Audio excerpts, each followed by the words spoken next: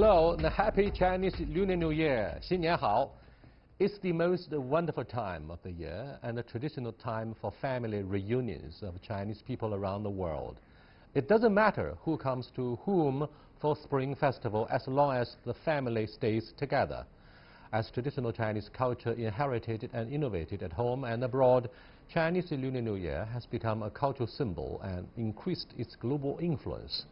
So what is to be expected at the 2019 Spring Festival with the rising influence of Chinese culture?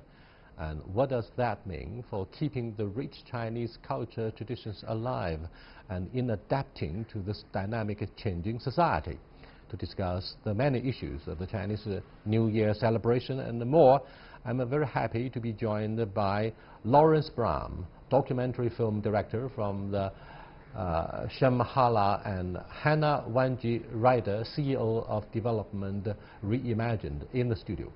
We shall also talk to Professor Xingang Chang, President Emeritus of the City University of Hong Kong via satellite. That's our topic. This is Dialogue. I'm Yang Ray.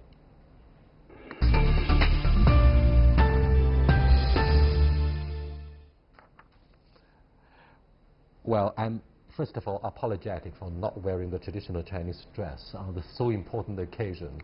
Anyway, this is an international dialogue, and I mean what I say. Hannah, are you impressed each year by the atmosphere, style, and substance of what we call the Chinese equivalent of a Christmas Eve in Beijing, since you are an expat for years here? Yeah, well, I think before I arrived in China, I had no idea of the significance of Spring Festival. It's a time when family gets together. Also, there's a huge migration of people across the country going to see families. Really, it's about 2 weeks off at least for most people, and you really get a good time, a good rest, and you get to see your family and friends. It's a very important time of the year. What do you think of the style and substance?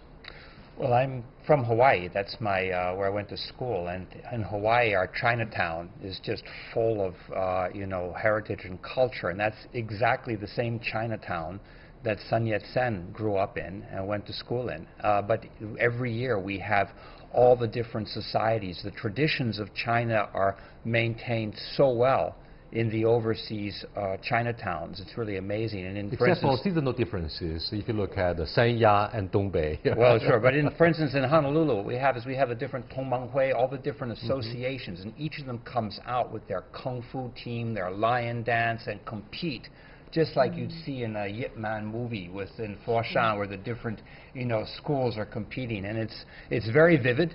It's very alive, and with fireworks, I'd say that that's really, in many ways, the Chinatowns are the bastions of Chinese culture across the planet, and they keep the Chinese traditions alive, especially at this time of year for the world. Let me remind you, the schedule of Chinese Lunar New Year. Actually, what we call Spring Festival has started much earlier than the advent of the festival itself. Look at the boom of high-speed railway and the tidal waves of migrants who go back to their hometowns to see their parents. Chinese in their millions are traveling 2 weeks or 3 weeks ahead of the Spring Festival itself. So what do you think of this passion and this deep-rooted part of Chinese culture of going back to their hometowns? It's very important, and it does bring people together. The great thing about China is these days the transport system can cope with it. So the numbers of people flying over, I think almost 100 million people, over 400 million people taking rail trips. It is really quite significant, and people do have to plan well in advance and make sure that they can get those rail tickets and those airplane tickets in time. It is quite a logistical challenge, but nevertheless people make it, and people manage to get to their hometowns. Hannah is a little bit too shy to talk about the way she's dressed today. Look at the Chinese style. She's an elegant lady, and her qipao is beautifully designed with mountains and clouds, and it's really an elegant piece of work. Of Chinese traditional painting. That's right. But the point you made about this movement of people is very interesting, because it's very much not just about Chinese culture, it's a phenomena of China's economic growth. It is exactly the thing that UK government is so afraid of, the free movement of people in the UK. Well, what you have is you've had so many many people who've moved to the coastal regions to take part in the economic boom there that villages in the interior of the country has been basically emptied of sort of your middle age, your working age people. So everyone is this massive migration to go back, and you really have a very extended holiday period. It is, by the way, a huge blessing for the left behind children in their millions. And so many of them have been left behind without being taken care of. Their parents who converge and descend in on the booming urban construction. So what do you think of the impact of such a 春运, the spring transportation? Yeah. Well, at least it is there, and also I think increasingly now families are also starting to, as income increases, families are starting to also travel together abroad, which is a new phenomenon. Sure. And there's a huge amount of travel overseas. Exactly. These days, I believe there were some estimates around 20% of Chinese people, in terms of the trips made, will be now to other countries for Spring Festival together. Sure. So that's also an interesting phenomenon, and it's also great that they'll be able, especially in ASEAN countries nearby, they'll be able to also celebrate Spring Festival there and see the traditional culture there. But don't you think this is a big problem for the only child policy, a draconian one that has been practiced for years since the opening up? A young couple would have to travel to 2 different places to see their parents, 4 parents, right? The only child. Is that a big problem for them in terms of the costs and time to allocate? Well, if, as Hannah just said, if everybody's traveling overseas for Chinese New Year, then bringing one child with them is going to be a lot less expensive than a whole family of a lot of kids. And I think we just made a very interesting point, because in Southeast Asia, a lot of the traditions of Chinese New Year are even better preserved and more active as a community with the overseas Chinese community than even in many of the cities here. So I think it's a great, if you go to Penang in Malaysia, the Chinese culture is so rich there, and the celebrations are so rich and very, very traditional. And so I think the big question here is, in China, will there be a real revival of Chinese culture and traditions after so much of that has, in a way, been forgotten over the past several decades? Well, Chinese New Year, and we see that in some of the temple festivals, the White Cloud Temple, the Yonghe Monastery. We see there these temple fairs and a kind of a revival, and how much of that is going to actually really be a kind of a revival, a renaissance of Chinese culture. I think that's the question we want to look at in the years ahead. Hannah and Lawrence, is since, over the past course of 2 decades at least, the Chinese have a general feeling, and this feeling is increasingly shared. Every day we celebrate the festival in terms of beautiful food, right? In terms of how to be dressed up. In the past, before the end of the Cultural Revolution, people like me, people of my generation would say, hey, the message of the Spring Festival is to have a good food, because like what happens in the DPRK, at least a few years ago, the blessing of having a Spring Festival is to have a good food. Each year, only for once or twice. So today, there's no big deal to have a good food or to be dressed up on the special occasion. People are dressed up every day, and they eat beautiful food every day. So what do you think of the rising living standards and the new implications of sharing the Spring Festival with the family members? Is that just for the pleasures of having family reunions, or many young people would opt to go abroad? They would they would celebrate the Spring Festivals in Europe, in Africa, Latin America, even in the United States. I think even if standards of living continue to rise, and I think we still see this, people are still going home, and you see even in other cultures where living standards have been very high for a long time, whether it's British culture, French, American, people still celebrate Christmas, people still celebrate Thanksgiving and come together. I think the significance of Spring Festival especially, and in comparison to other Chinese holidays, is this idea that you need to be with family. And it's always been very clear to me, all of the Chinese people that I've met, they've always been very, very clear that Spring Festival is a time when that is reserved to family, even if later on, the October holidays, you might go elsewhere. I think the message also goes beyond just being together with the family. It also means you'll say hello to people in your town, in your village, in your city, in the neighborhood. By the way, Professor Zhang Qinggang, what do you want to say about the importance of Spring Festival? Hello.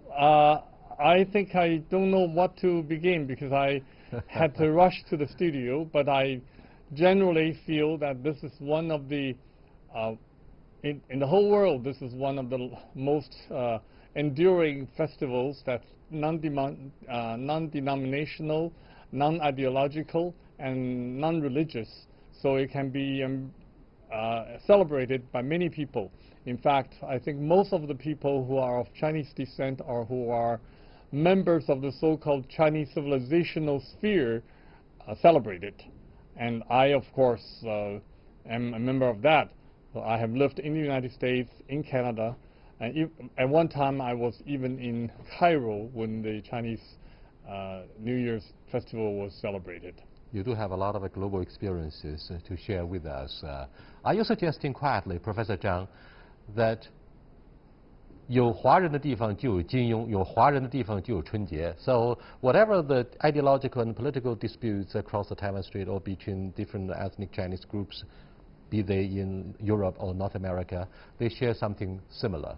Spring Festival or their reading, their love for the very famous novelist who died away, who passed away last year, Jin Yong, a writer of martial arts novels. So what do you think of such kind of omnipresence of Chinese traditional culture? Indeed, I think what you said is exactly right. I think one of the reasons may be because of the timing. Chinese used to be, entire China used to be an agricultural society. In the midst of winter, when there's nothing else to do, when the family huddled together, so the tradition of family getting together probably originated from there. But nowadays, when people are scattered all over the place, we will still try to find at least once a year to get together with the family members. Secondly, yes? May I ask you quickly I'm a question? hearing you. May I ask you a question about the future of Chinatown? Because we used to converge in Chinatown to enjoy Chinese food, but apparently it's no longer the case. You've lived in Canada, the United States, many, many years. What can you tell us about the current life and the future of Chinatowns? Okay, that's a separate issue, but different cities in North America have different history of Chinatown. But the Chinatown as a phenomenon was forced upon the early immigrants because there was some segregation, and also because of linguistic limitations. Some of the early immigrants preferred to live with their own kind using their own language. But now there's so-called gentrification of Chinatown. In different cities, the real estate business have eyed Chinatowns which usually occupy a central location in a large metropolis. So many of the Chinatowns are being gradually transformed into a part of a downtown. On the other hand, the second and third, or particularly the fourth generation of Chinatown residents have found their own tradition and own profession and found their own place of residence, so they no longer cluster in Chinatown. Well, due to the petition of some Chinese American lawmakers, senators or representatives in the D.C. did apologize for the act of exclusion, and similar things also happened in Canada.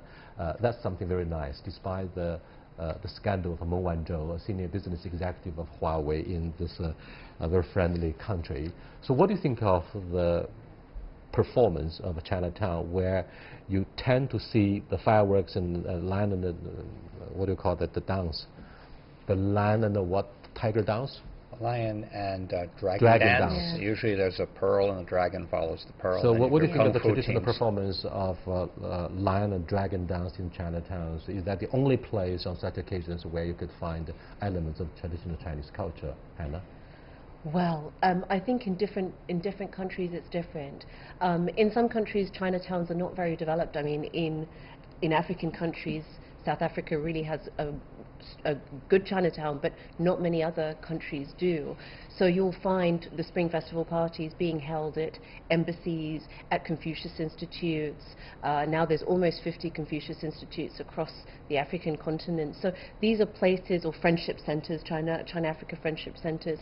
These are places where Chinese people will congregate, but also bring together other friends, students who've been studying Chinese, other kind of people who have been in China for a long time and gone back. And it's a time not only for those traditional celebrations, but also just to get together and remember China together for those of the diaspora who are in those countries. Thank you so much. You're watching Dialogue with Hannah, Lawrence, and Xin Gang, a professor of bioengineering and construction, by the way, in the United States and Hong Kong. I'm so proud of him. But we're discussing the message that is delivered by the Chinese New Year celebrations the world over. When we come back, we'll take a second look at what does that mean for the world. So stay with us, please.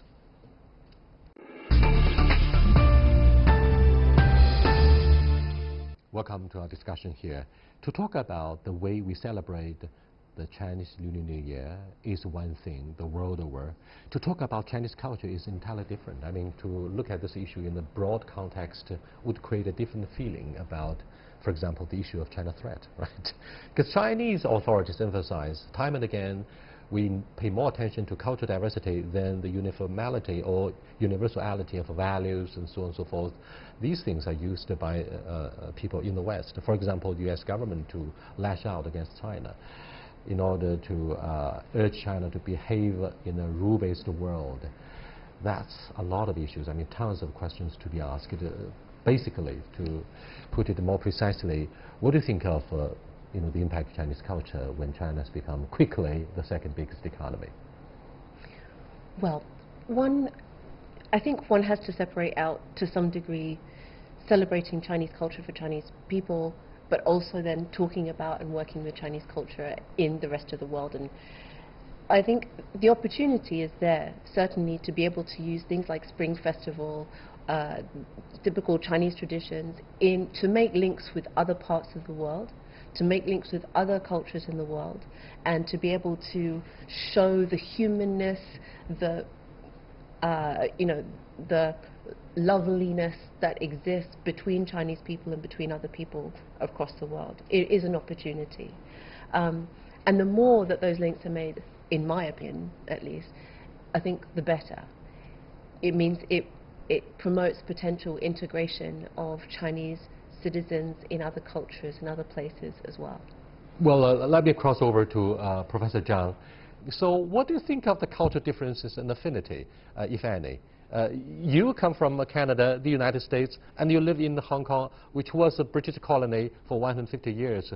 So what do you think?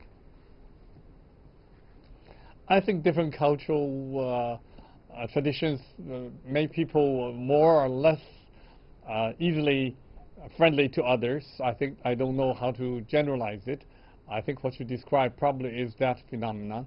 But on the other hand, I think with the size of the Chinese population, with the length and the continuity of the Chinese culture, and also the content, the totality of the content, it is by itself very attractive. Probably more attractive to people who are previously not so familiar with China, and also who are not quite of the so-called Western civilization sphere. Because in the last 200 years or so, the science, the political power, and the soft power of the Western world, so-called Western world, is it's a dominant force. Therefore, it makes them less interested in finding out what the Chinese or the Eastern Asians are doing. So I used to say I'm quite familiar with the asymmetry of interest. All the East Asians are very interested in Europeans, but the reverse cannot be said. On the other hand, what you described, the African students that you met, for example, they are probably equally interested in both different, because Africa is neither Asia nor Europe, so they're probably equally interested. And then the manner of expression of friendliness or cordiality probably depends on their local culture. Obviously, with the end of the Second World War, and particularly the success of the Industrial Revolution in the UK, and later on scientific and breakthroughs, the winning and victory of the Cold War, people in the West have good reasons to feel proud of their cultural dominance one way or another. However, let me go back to a very interesting issue that may appeal more to the mind and heart of Professor Zhang Xingang when we go back to review Chinese history. What do you think of the issue of Zhulin Qixian, the 7 bamboo forest gentlemen who are known for being casual, for being so close to the mother nature? They don't give damn about law and order. They reveal every sign of being anarchical. They don't want to be controlled. It seems such a cultural phenomenon could be reflected now and then in the daily behavior of Chinese people today. Look at the uprisings of peasants and farmers and the warlord culture. I mean, these guys, part of the Chinese culture, have been so rebellious. And yet in China, we are, I mean, in the present day world, in the 21st century, Chinese people and the government are urged by particularly U.S. government to follow the laws in a rule-based world. What do you think of such cultural differences from your perspective, Professor Zhang? That's a very big issue. Zhulin Qixian, of course, belonged to the 4th and 5th century, or 6th century. That is quite a long time ago. The total Chinese culture probably is a fusion of Taoism, Confucianism, and Buddhism. And Zhulin Qixian probably represents the Taoist tendencies. And Taoists like the least governing, least governance, and least rules.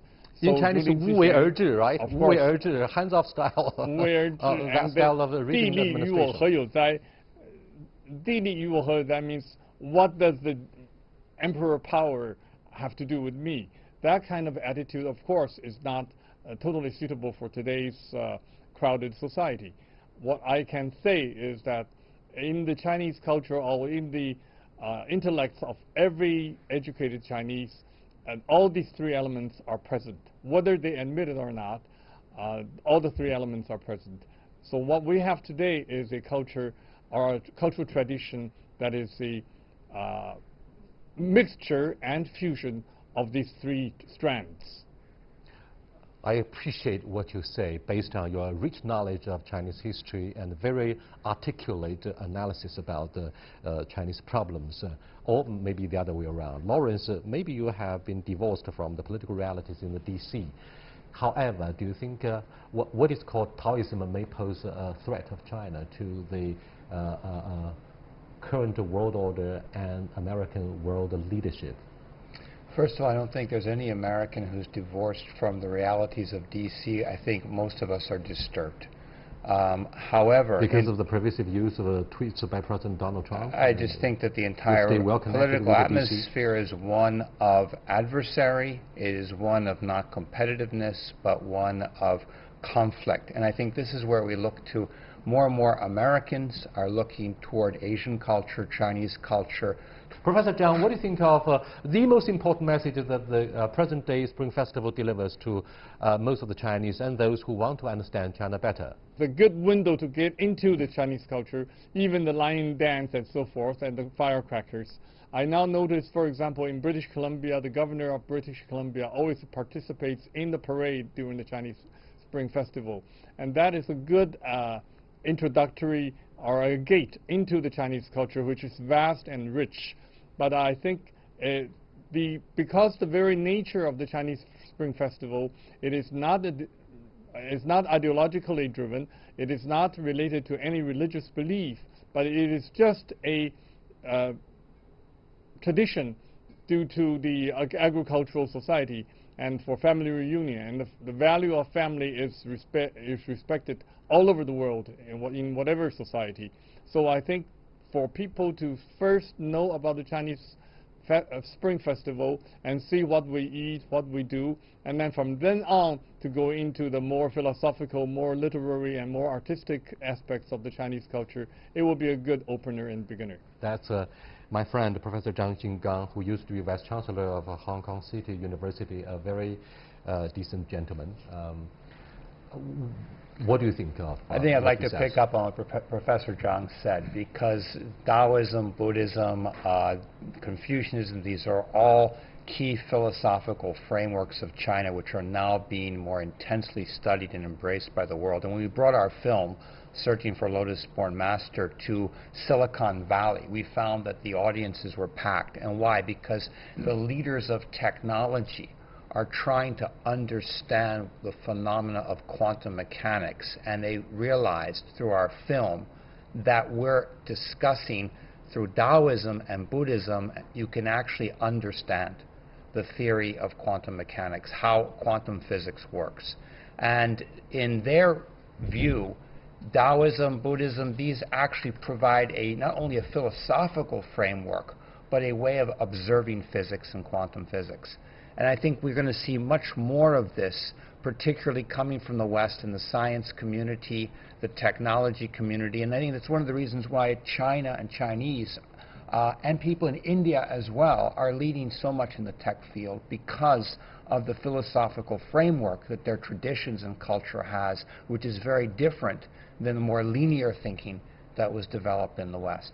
Despite the very friendly smile that I see on the face of Hannah, she has raised her eyebrow on the issue of religion in China, perhaps, because there are divided opinions about whether China is basically a secular society or a society that respects freedom of religion.